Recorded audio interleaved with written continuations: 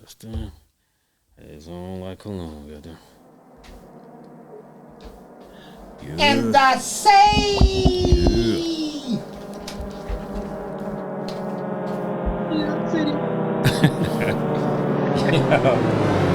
Oh shit! Yeah. oh yeah. That's what I'm talking about. It's on. Yo, what's up, y'all? What's up? MixxNutt, MixxCompany in the place to be. That's right. That's how we do. Taking over the world, one podcast at a goddamn time. What's up, Case? Talk that shit. Yo, you already know it's your man Big Case, and standing in for Black Archie Bunker, we got my man MC Riquested. Y'all already know. Wow. And what's good? Calling in via satellite. One of my brothers for like the last 30 years. Wow. Y'all know him, y'all love him. My man Kevar, original Black News. What is it? Black Work Movement or Black? What? Tell me the shit. Black News Live. Black News Live. Thank you, man. I've been sipping a little bit. You know how it goes. You already. Nah, me too. Already. Me too. Look at it. Hey, you sipping because the Yankees just won. Them Yankees did something. Y'all got my parlay right. Hell yeah. Listen. I'm sipping too because, but I'm a little bougie tonight. I'm sipping on the wine. Hell yeah. You doing some real shit. Hey, while you on that wine category, yo, shouts out to everybody that came out to our fucking MixxCompany Comedy All-Star Jam at the winery, at the Cordiana Winery last Wednesday. It was a stone groove, baby. It was a vibe. We killed it. Thank y'all for coming out and partying on a Wednesday night. Comedians, all the comedians that were involved, all the staff, all the people. Appreciate the love and support. Comedians crush. Stay tuned. We about to get down on another one soon. Yeah. So it was fitting, Kevar, and since I got an MC and you, my man MC Riquested, and you being the godfather, damn it, of goddamn North County fucking hip hop, goddamn it, that people don't even know. He said, "Goddamn it!" like 3 times. Goddamn it 3 times and shit. So goddamn it. Goddamn it. Wow. Your request, you got some holy water there for him? Sir. Yeah, we probably need to get him on some of that because we started early, bro. If y'all hear it, y'all gonna hear it's not God, it's got. Yeah, I say got, so they don't know. God damn it. It sound like God, but it's got with a T. Yeah, that's the new shit. So yo, our age range, Kev, me, you, and P, we pretty much seen the full evolution of hip hop. So if we were like the caveman to the man walking up straight. We've seen it, right? So we literally were shorties when they were like, plugging up the speakers at the park. We were grade school and middle school when Run DMC was doing their thing. High school when KRS-One, Big Daddy Kane, and Rakim was doing their thing, and et cetera, all the way up to Hove until where we at right now. So let's take a journey, man. Let's do that. Tell me your early remembrance of hip hop. Well, see that wine kicking in. Yes, sir. Yeah. Yeah. Well, sip.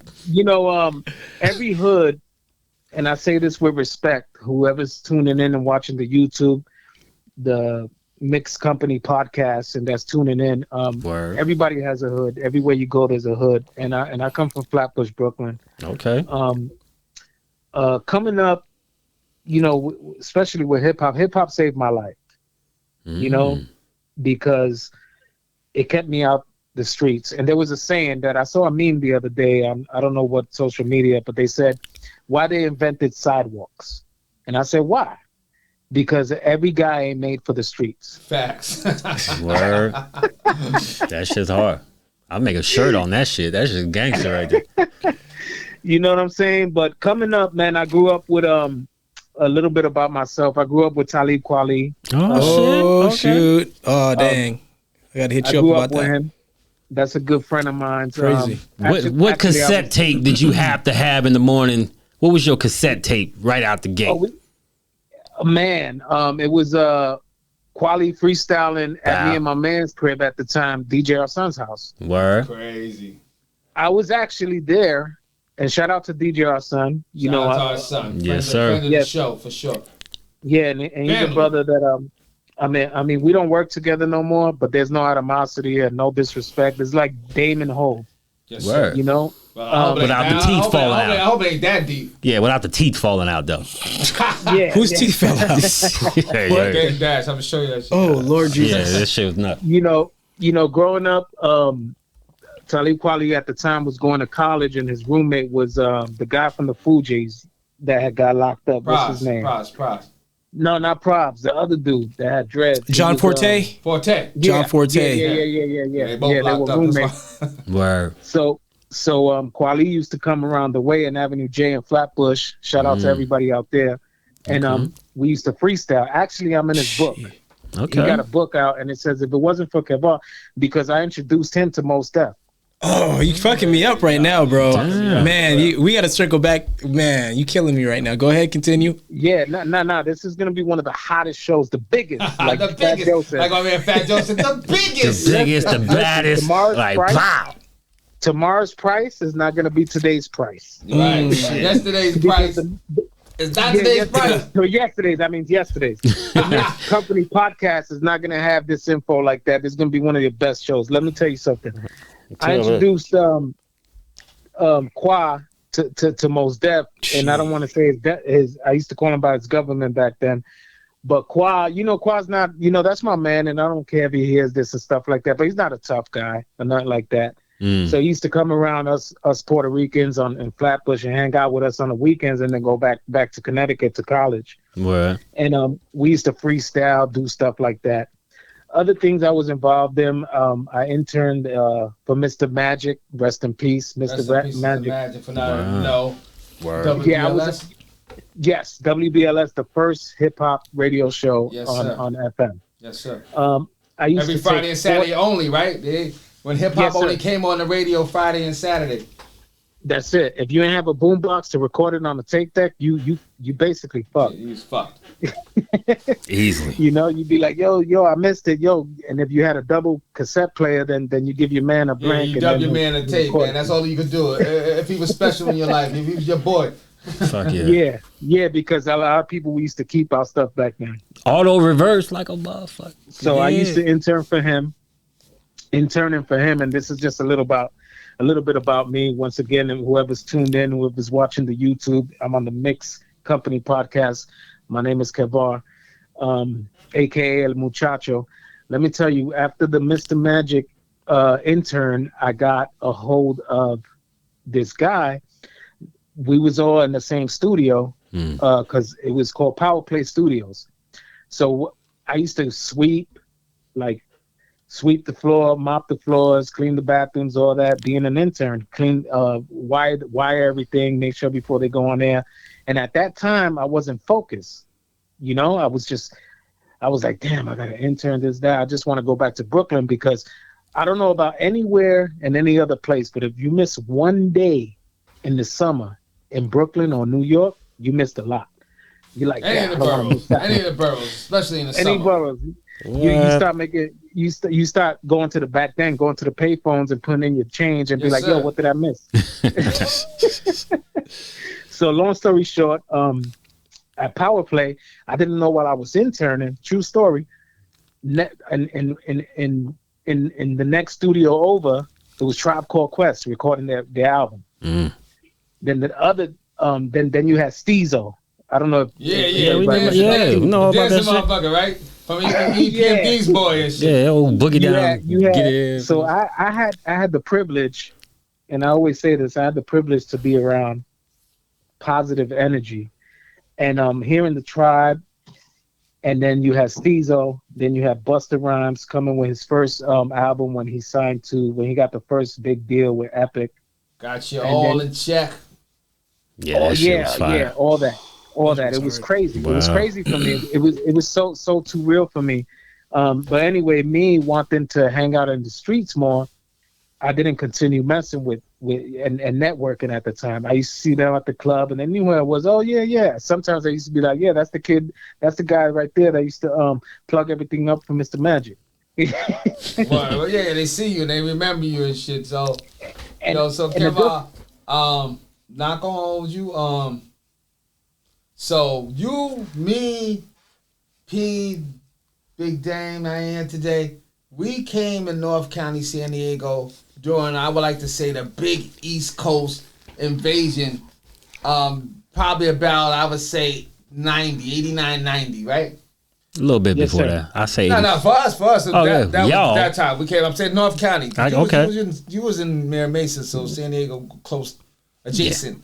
But in North County, all of a sudden, at the same time, people all started moving. Whether it was from college, their parents moving, military. It was this big East Coast invasion to North County, San Diego, Escondido, San Marcos, Oceanside, Vista. Word. You remember those days? Sir. Yes, sir. That was my second home, and that's where I met one of the best DJs in the West Coast, DJ Cool T. Ooh, shout out Cool to DJ Cool T. T, my man. Shout out to Terry Cool T Spears. And I'm gonna keep it 100. I got a story with him if y'all want it. It's serious. It's a good one. Let's get it. Well, he was DJing at the time at this club called Distillery. Oh shit! I even don't know about Shout out to that. You don't know about Distillery. Y'all don't know Shout out about to that. Distillery. I was know batting about 100 in that motherfucker, boy. I was tearing them back in there. That's the one thing that brought us. Cherry Coke drinking, I'm gonna motherfucker. tell you a story about him too after your hold story.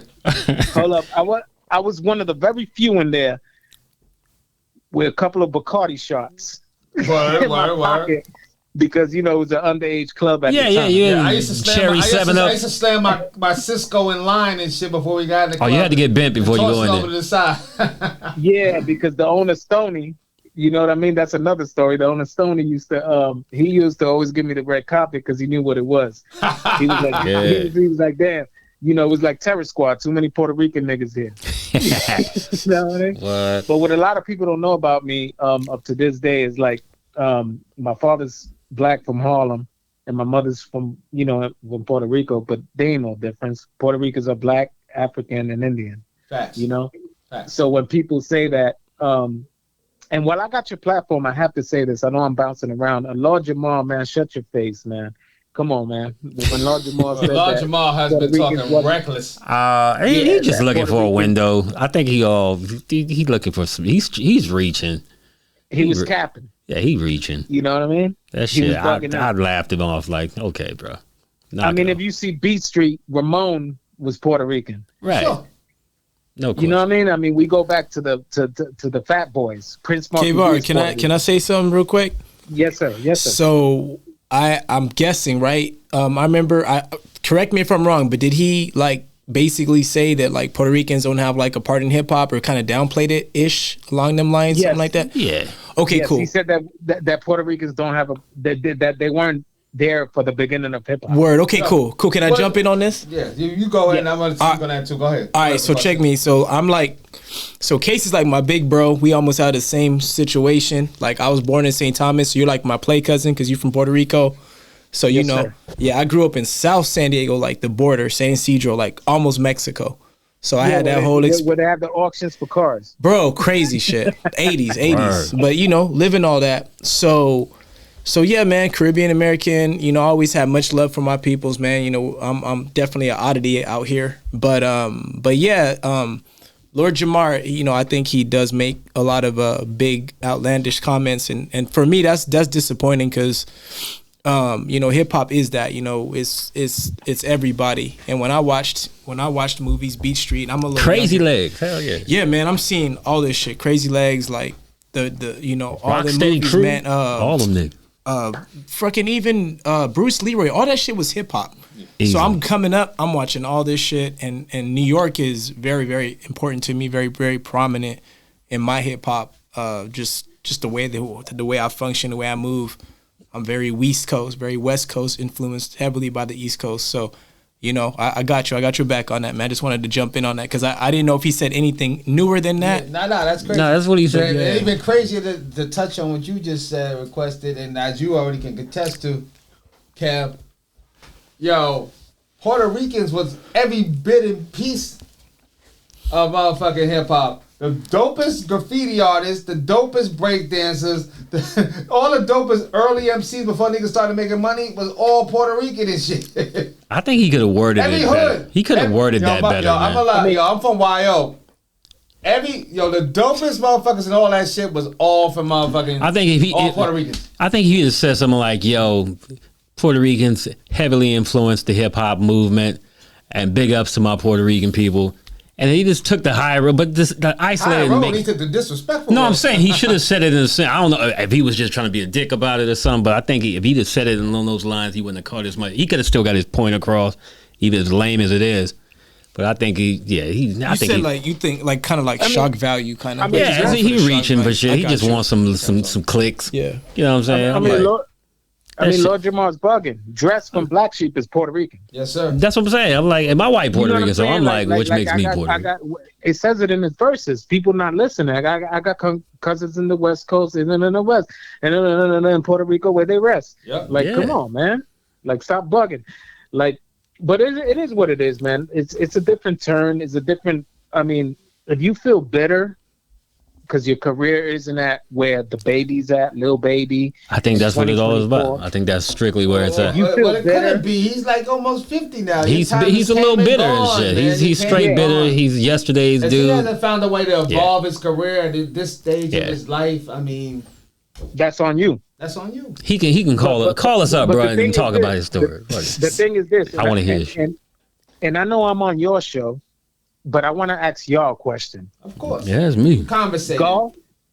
Golf, football, basketball, especially now with LeBron, basketball, talent, period. Why is the only business, which is hip hop, that they put an age limit? If you nice, you nice. Yeah, did they put an age limit on James Brown? Let me jump on this. Yeah, I love that, Kevar. I'm gonna let my man Riquested speak on that, and I'm gonna talk about a story of me and you on that same conversation you had with me a minute ago. All right, so I told K this when I came on here, and we ran numbers. So hopefully we do it again, because Kevar, you're a hell of a guest, a real good listen. So I already know the numbers is up. Yeah, no doubt. So shit, man. When I was on here the last time, we talked about a lot of things, and as far as influences and things like that, for me, first, you got a story. So I remember divorce 7 years ago. I'm going through a divorce. I'm messed up. I'm twisted, bro. I'm like, I shouldn't even be out. But I luck out. I go to the Obey show. You guys familiar with Obey? Shepherd Ferry? Yes. The murals, all that? Yeah, so my guy, my first producer, his name is Speakeasy. We did our first album. It's called Sandlot 7778. It's an ode to me and my best friend, Seldom Seen, rest in peace. He's from Buffalo, New York. Dude taught me everything. Like, before there was an Action Bronson, there was a Seldom Seen. This cat was raw. Wow. This cat was raw, bro. This was my guy. So when we we first got into hip-hop, when you started talking about Mos Def and Kweli, what fucked me up was San Diego. Even though we're here. If you come here right now, even 20 years ago, 25, 30 years ago, we were very influenced by the East Coast. We still are. LA is big brother, so we got mad beef with LA. But we got spitters here. We don't have, excuse me, we got a lot of gangbangers and whatnot, but if you come to San Diego, there's more spitters here, like underground spitters, like very reminiscent of y'all. So Mos Def was a god, bro. I met Erykah Badu when the sound bobbing shit came out. When you talked about your boy Kweli, that that first shit, that first sound bombing shit, I ran that shit so many times, bro. The first one. Yeah, yes, that was on Ruckus Records. Right, that first one, I ran that so many times, bro. And you guys are my big bro, so I'm gonna tell you a story. You're gonna be like, oh shit. So 1999, all them cats, Rockets, all that shit went under. And Pharaoh Monch, Mos Def, Redman, all these cats were presented with the industry, Eminem, all them cats, they were presented with it.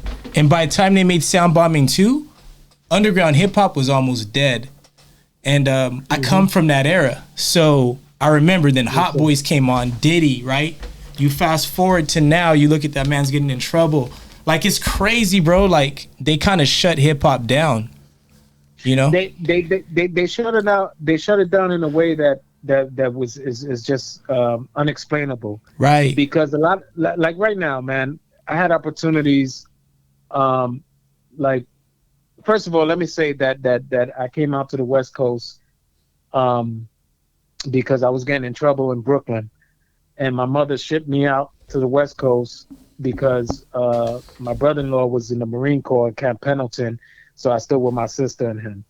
And so I used to go to LA. I used to go to Slauson, all that. I used to chill with all the acts out there. I used to go to the Unity. I used to go to the Palace that was hosted by shouts Big out to Boy. Palace, owned by Prince. That Palace was dope. And Hollywood.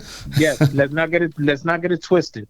Let's not get it twisted. So when I went to LA, I'm gonna say this, and I'm glad to say this on the MixxCompany podcast. I was one of the first dudes to leave Brooklyn, Bronx, Queens, Manhattan, Long Island, Staten Island, come to LA without a record deal. Because the East Coast wasn't fucking with the West Coast at that time. They weren't going out there and adventuring. Right. Anybody that came after me, I came out, it's because they got a record deal. Diddy got his deal. He came out there. There's another that came out here.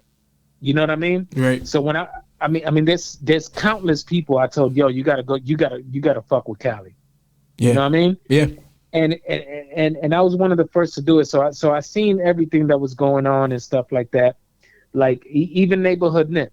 I met him a couple of times. I had him. He actually came down because me and rest in peace, this promoter Christy, she got gunned down in I think in Minneapolis, and we brought Neighborhood. We brought Nipsey to Escondido, and it was the club called what is it? Something with a wood.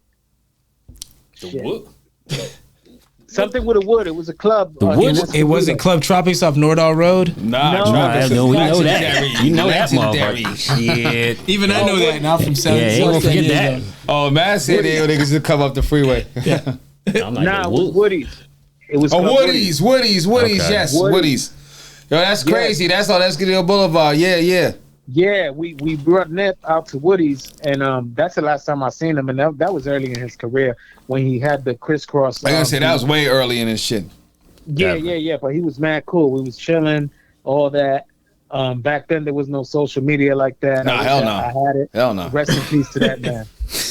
Rest in peace to that Better man. without back it. then, all we had, Days. back then all we had was our cell. If we had a cell phone, we wasn't taking pictures. There was no social media. We ain't had no pictures yet. In the beginning, cell phones were just for calling. What about the baby pocket though? When you get the phone number, you put it in the baby pocket. You lose that hell motherfucker. yeah, You be stick it in crying. the You baby pocket. put that shit in the baby pocket. You be like, I got this girl's Where number. is it? I ain't gonna you're front done. cab. I miss losing people's numbers and I shit. chased I met them. this bad chick. I lost her number. I've been chasing her for I did it. I lose that shit at Alberto's and shit. Fucking throw this The trash in my address book. pocket and shit. The next day. The handwritten address book, bro. Right, the number on your hand. The phone books was high. Yeah, man. I had The that black shit. book. I had a little Yo, book. we need that shit because if our phone died right now, you know how many numbers we lose? I missed the phone book. They need If to bring that shit. if the batteries rotted out, if they did Yeah, if they rotted out, if you they lose did, your if they SIM. did like a kill switch and they were like, yeah. "Hey, It's fuck cell over. phones." I had the book and I was loaded in that shit. Then I washed my shit in my pants. Oh, we always watch that and shit. fucked Yeah, my life up. So I wanted to you kill gonna myself. water down some Yeah, I numbers wanted and to shit. kill right? myself, bro. I was like, oh, I got the baddest bitch's Yo, number too. I miss having Mad Chick's number in a little book. That shit was hard. Address book, bro. That We shit need to was get back hard. to that the shit. address. Y'all know They about used to that. try to get harder, Lord, to make it I miss you guys planner. did y'all have the slam books? I ain't had What's it. the slam I heard of The it. slam book is like they would write shit out and they'd be like, it would just be like they would almost say the whole sentence, try to get you. It's like Mad Libs. Yeah. It was like Mad Libs, but you're trying to like bait the chick to say some shit. I like that shit. Yeah. Don't Yeah. say some slam shit. Hold up real quick. Yeah. Pause. I was on some other shit. If you had a pen and no paper, just write it on my shirt. Oh yeah, right on my shirt. I did a shirt, hand, can't body fuck that part. shit. I'm into the real player shit. What about when you just wrote your number on a dollar bill and gave it to a chick? Yeah. I don't know why that was considered bullshit. Yeah. Nah. I think Kay was the only one who did it. Nah, that shit was Yeah. hard. He know that shit because I've done you it. did that shit. That shit was considered player and shit. Just I write did your shit on a dollar I had and my shit. last dollar and I did. I was mad as fuck. Like, you I- broke as shit, but I you like- gave somebody your dollar I for said, a "Here's my phone number. dollar, That man. shit was Shit. fire, nigga. I can't get no goddamn. I don't like the fact that you try to dismiss my shit, Kev, by the way. He said, "Yeah, fuck that, man." He was thinking about it. He was just thinking I about was gonna do my last cherry 7-Up and shit, and I had to get Yo, a chick to. that damn burrito only cost like $2 back then. I spent half my Yeah, burrito. no on shit. it. I give me a Nah, 32. Yeah. Oh shit. And it was, that time in hip hop, it was fun. There's still sections and areas where it's fun.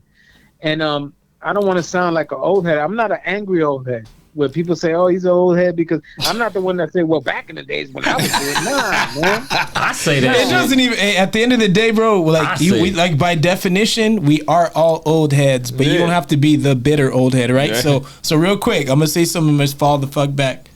But the one reason, one of the several reasons that I like the East Coast more in terms of like anywhere in the United States, excuse me, is because the swag, bro, the energy, right? Because when I think of New York people, it don't matter who the fuck they are.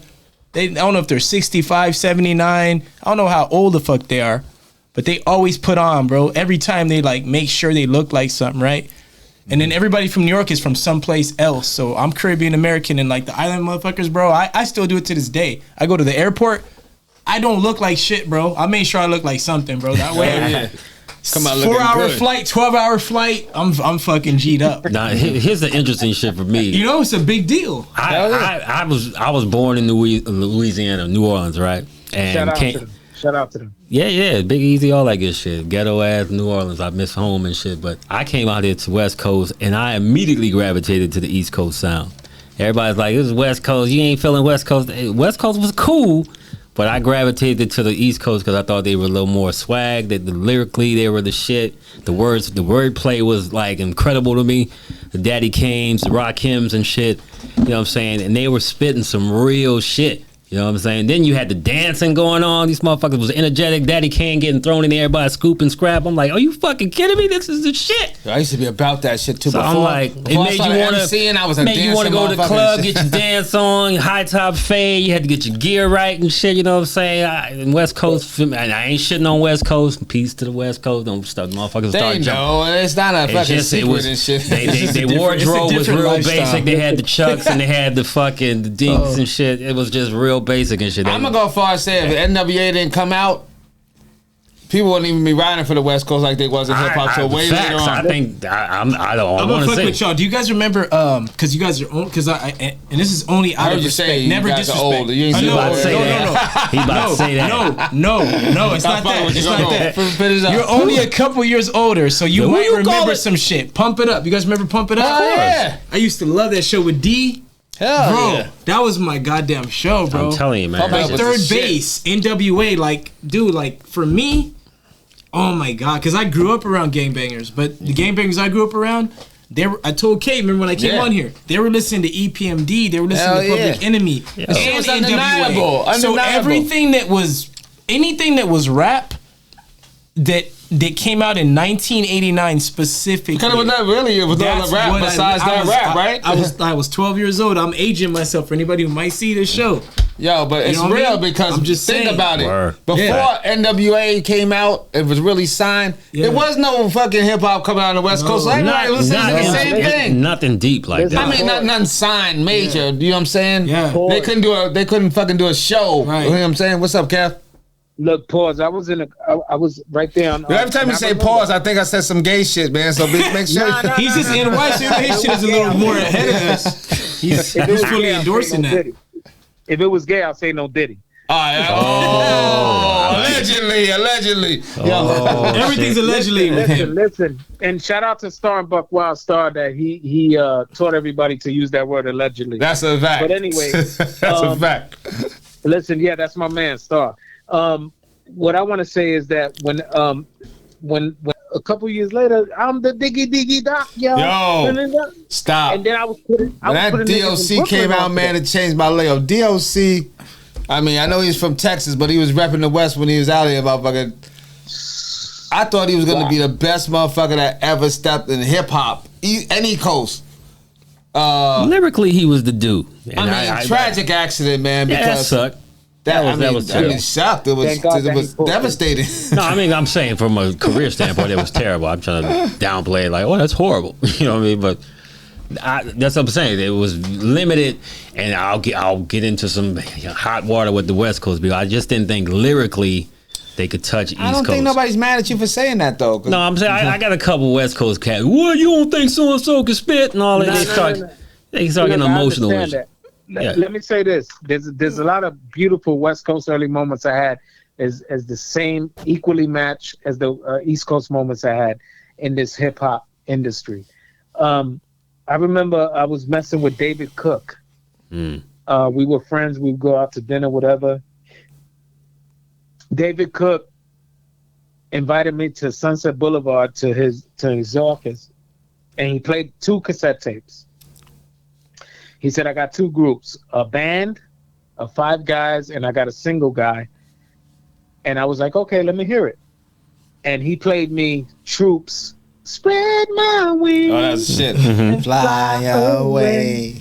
And he was like, you think I should put that out? Yeah. David Cook was from Jersey, but he was living in LA making moves as a manager. It was called Platinum Gold Productions. And he said, you think I should sign them? I said, yeah, sign them. This is dope.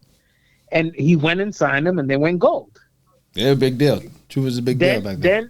Then he played me another guy, another artist that he had, and is the rapper by the name of Def Jeff. Ah, do it. Let your soul feel free. Yeah, let's not get him twisted. He from New York, though. Ain't he from New York? Yeah, he's from New York. Hey, Def Jeff's from New York, yeah. Everybody thought he was from the West Coast, though. Def Jeff and the Soul Brothers. I knew he was from. Yes. As a matter of fact, V-Love, you know V-Love, right, Kate? Yes. Yes, that's my man. The Soul Brothers and all of that. And actually, I'm going too deep. Your show. Nah, like it's gonna be better. 2-part. We gonna cut this one, and we gonna make sure we listen. Do a part 2 for sure. Word. Listen, this is better than Wendy Williams. Easily. Nah, without all the Wendy bullshit. Williams cause a lot of beef. None of this show is gonna cause no beef for sure. Nah. We're not looking for that. Nobody wants to smoke anyway. Yeah, I'm old, man.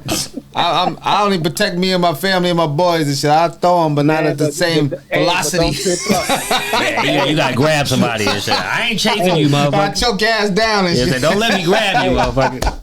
Yeah, we on some old nigga shit. I grab you. That's it. You better stick and move like you been doing. Oh my God. Listen, the MixxCompany podcast. Y'all got me all day, man. I'll pull up. Yo, all day, yo, Kev, we gonna wrap this one up. Yo, part 2 is coming up right after this, man. We gonna make sure we gonna keep going and shit, and let the people know and shit. Yeah, but before we go in this one, man, tell people how they can find you. Word. They can find me on all platforms. You know, Kevar Working on Facebook, on TikTok is Kevar. Kevar. Just look at me. Just search that on all platforms, and then we're gonna talk about the businesses that I'm about to that I'm involved with. Already. Yo, Kev, we go way back, man. Yo, Kevar, he got stories to tell, man. This motherfucker's been in the industry on East and West Coast, man. We got lots of stories, Kevar, man. Look, when we come back on the part 2, I just want to say I'm gonna talk about me and you, Kay, yes, sir. Me and Kay, and we're gonna talk about Tropics, how he was holding it down with like 20 niggas. I made Esco active, right? Nordal Road. Wow. Don't be too easy on yourself, you know? Because I know what you about, bro. Damn. You know? Don't be too easy. He said you're a legend. Shit. Word, Kev. Yo, MixxCompany, you know how we do, man. We be right back at you, man. Shout out to Big Dame, Black Archie Bunker, man. We be back, man. Kev, I love you, man. Word. Yes, sir. Yes, sir. We'll be back. Love y'all.